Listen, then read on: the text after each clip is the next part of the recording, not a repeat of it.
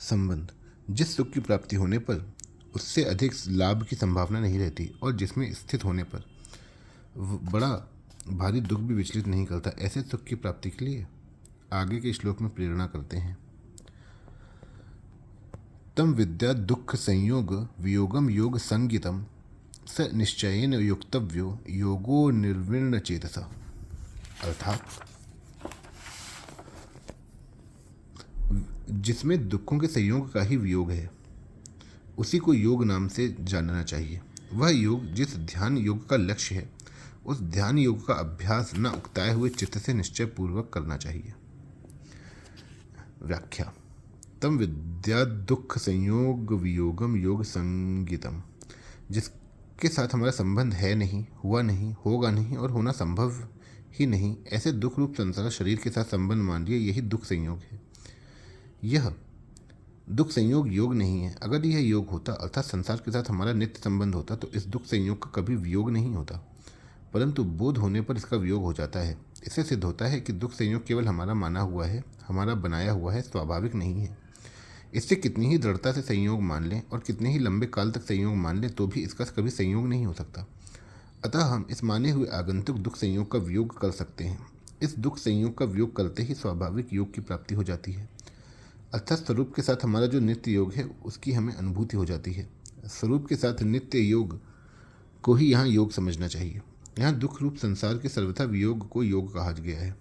इससे यह असर पड़ता है कि हम अपने स्वरूप के साथ पहले हमारा वियोग था, अब योग हो गया, परंतु ऐसी बात नहीं है। स्वरूप के साथ हमारा नित्य योग है। दुख रूप संसार के संयोग का तो आरंभ और अंत होता है तथा संयोग काल में भी संयोग का आरंभ और अंत होता है, परंतु इस नित्य योग का कभी आरंभ और अंत नहीं होता, कारण कि यह योग मन बुद्धि आदि प्राकृतिक पदार्थों से नहीं होता, प्रत्युत इनके संबंध विच्छेद से होता है। यह नित्य योग स्वतः सिद्ध है, इसमें सबकी स्वाभाविक स्थिति है, परंतु अनित्य संसार से संबंध मानते रहने के कारण इस नित्य योग की विस्मृति हो गई है। संसार से संबंध विच्छेद होते ही नित्य योग की स्मृति हो जाती है। इसी को अर्जुन ने 18वें अध्याय के 73वें श्लोक में नष्टो मोह स्मृतिर्लब्धा कहा है। अतः यह योग नया नहीं हुआ है, प्रत्युत जो नित्य योग है उसी की अनुभूति हुई है। भगवान ने यहाँ योग संगीतम पद देकर दुख के संयोग के वियोग का नाम योग बताया है। अतः दूसरे अध्याय में समत्वम योग उच्यते कहकर समता को ही योग बताया है। यहाँ साध्य रूप समता का वर्णन है और वहाँ साधन रूप समता का वर्णन है। ये दोनों बातें तत्वतः एक ही हैं, क्योंकि साधन रूप समता ही अंत में साध्य रूप समता में परिणत हो जाती है। पतंजलि महाराज ने चित्तवृत्तियों के निरोध को योग कहा है। योग चित्तवृत्ति निरोध, और चित्तवृत्तियों का निरोध होने पर दृष्टा के स्वरूप में स्थिति बताई है, तदा दृष्टु स्वरूपे वस्थानम। परंतु यहाँ भगवान ने तम विद्याधु संयोग वियोगम योग संगीतम पदों से दृष्टा की स्वरूप में स्थिति को ही योग कहा है, जो स्वतः सिद्ध है। यहाँ तम कहने का क्या तात्पर्य है? 18वें श्लोक में योगी के लक्षण बताकर 19वें श्लोक में दीपक के दृष्टांत से उसके अंतःकरण की स्थिति का वर्णन किया है। उस ध्यान योगी की चित्त जिस अवस्था में उपराम हो जाता है उसका संकेत 20वें श्लोक के पूर्वार्ध में यत्र पद से किया है, और उस योगी की स्थिति परमात्मा में हो जाती है, इसका संकेत श्लोक के उत्तरार्ध में यत्र पद से किया। 21वें श्लोक में पूर्वार्ध में यत पद से उस योगी के आत्यंतिक सुख की महिमा कही और उत्तरार्ध में यत्र पद से उसकी अवस्था का संकेत किया। 22वें श्लोक में पूर्वार्ध में यम पद से उस योगी के लाभ का वर्णन किया और उत्तरार्ध में उसी लाभ को यस्मिन पद से कहा। इस तरह 20वें श्लोक से 22वें श्लोक तक 6 बार यत शब्द का प्रयोग करके यहाँ योगी की जो विलक्षण स्थिति बताई गई है उसी का यहाँ तम पद से संकेत करके उसकी महिमा कही गई है। स निश्चयन युक्तव्यो योगो निर्विण्ण चेतसा, जिसमें दुख के संयोग का ही अभाव है, ऐसा योग साध्य रूप समता का उद्देश्य रखकर साधक को न उकताए हुए चित्त से निश्चय पूर्वक ध्यान योग का अभ्यास करना चाहिए, जिसका इसी अध्याय के 18वें से 20वें श्लोक तक वर्णन हुआ है। योग का अनुभव करने के लिए सबसे पहले साधक को अपनी बुद्धि एक निश्चय वाली बनानी चाहिए, अर्थात मेरे को तो योग की ही प्राप्ति करनी है, ऐसा एक निश्चय करना चाहिए। ऐसा निश्चय करने पर संसार का कितना ही प्रलोभन आ जाए, कितना ही भयंकर कष्ट आ जाए, तो भी उस निश्चय को नहीं छोड़ना चाहिए। अनिर्विण्ण चेतसा का तात्पर्य है कि समय बहुत लग गया, पुरुषार्थ बहुत किया पर सिद्धि नहीं हुई। इसकी सिद्धि कब होगी, कैसे होगी? इस तरह कभी उकताए नहीं। साधक का भाव ऐसा रहे कि चाहे कितने ही वर्ष लग जाएं, कितने ही जन्म लग जाएं, कितने ही भयंकर से भयंकर दुख आ जाएं, तो भी मेरे को तत्व को प्राप्त करना ही है। साधक के मन में स्वतः स्वाभाविक ऐसा विचार आना चाहिए कि मेरे अनेक जन्म हुए, पर वे सबके सब निरर्थक चले गए, उनसे कुछ भी लाभ नहीं हुआ। अनेक बार नरकों के कष्ट भोगे, पर उनको भोगने से भी कुछ नहीं मिला, अर्थात केवल पूर्व के पाप नष्ट हुए, पर परमात्मा नहीं मिले। अब यदि इस जन्म का सारा समय आयु पुरुषार्थ परमात्मा की प्राप्ति में लग जाए तो कितनी बढ़िया बात है। परिशिष्ट भाव। सांसारिक संयोग का विभाग अलग है और योग का विभाग अलग है। संयोग उसके साथ होता है जिसके साथ हम सदा नहीं रहते और जो हमारे साथ सदा नहीं रह सकता। योग उसके साथ होता है जिसके साथ हम सदा रह सकते हैं और जो हमारे साथ सदा रह सकता है। इसलिए संसार में एक दूसरे के साथ संयोग होता है और परमात्मा के साथ योग। संसार का योग नहीं है और परमात्मा का वियोग नहीं है, अर्थात संसार हमें मिला हुआ नहीं है और परमात्मा हमारे से अलग नहीं है। संसार को मिला हुआ मानना और परमात्मा को अलग मानना यही अज्ञान है, यही मनुष्य की सबसे बड़ी भूल है। संसार के संयोग का तो वियोग होता ही है, पर परमात्मा के योग का कभी वियोग होता ही नहीं। मनुष्य चाहता है संयोग, पर हो जाता है वियोग, इसलिए संसार दुख रूप है। दुखालयम शाश्वतम। कुछ चाहना रहने से ही दुखों का संयोग होता है, कुछ भी चाहना ना रहे तो दुखों का संयोग नहीं होता, प्रत्युत परमात्मा के साथ योग हो जाता है। परमात्मा तत्व है, रूप और संसार नहीं, रूप है।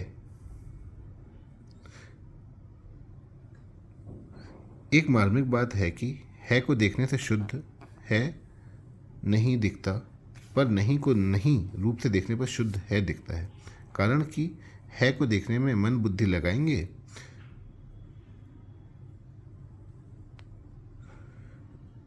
वृत्ति लगाएंगे तो है के साथ वृत्ति रूप नहीं भी मिला रहेगा, परंतु नहीं को नहीं रूप से देखने पर वृत्ति भी नहीं में चली जाएगी और शुद्ध है शेष रह जाएगा।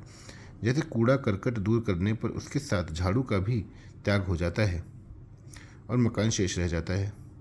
तात्पर्य है कि परमात्मा सब में परिपूर्ण है,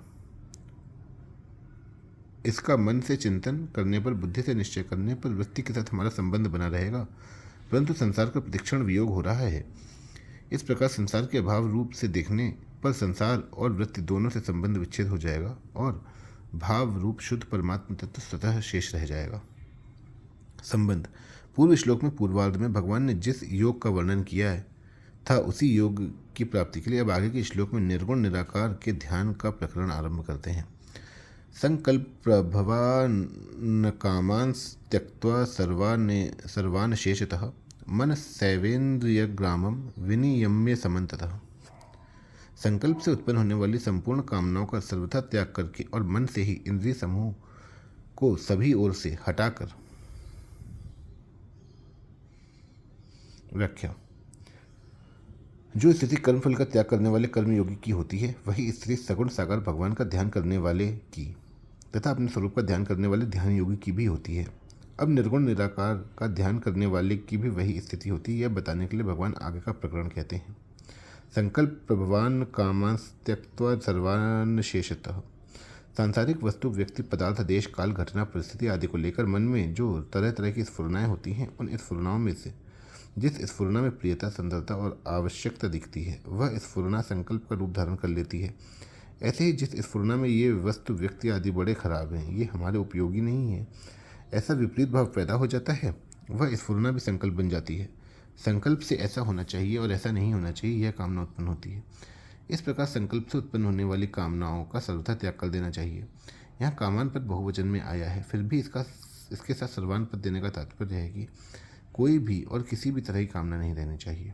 अशेषता पद का तात्पर्य है कि कामना का बीज भी नहीं रहना चाहिए, कारण कि वृक्ष के एक बीज से ही मीलों तक का जंगल पैदा हो सकता है, अतः बीज रूप कामना का भी त्याग होना चाहिए।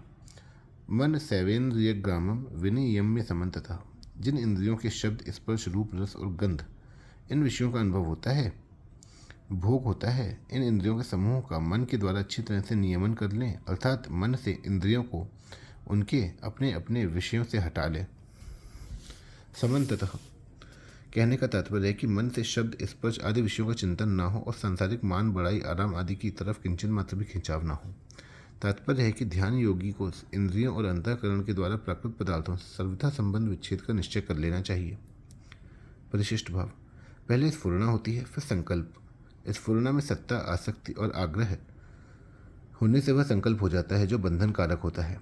संकल्प से फिर कामना उत्पन्न होती है। स्फुरणा दर्पण के कांच की तरह है जिसमें चित्र पकड़ा नहीं जाता, परंतु संकल्प कैमरे के कांच की तरह है जिसमें चित्र पकड़ा जाता है।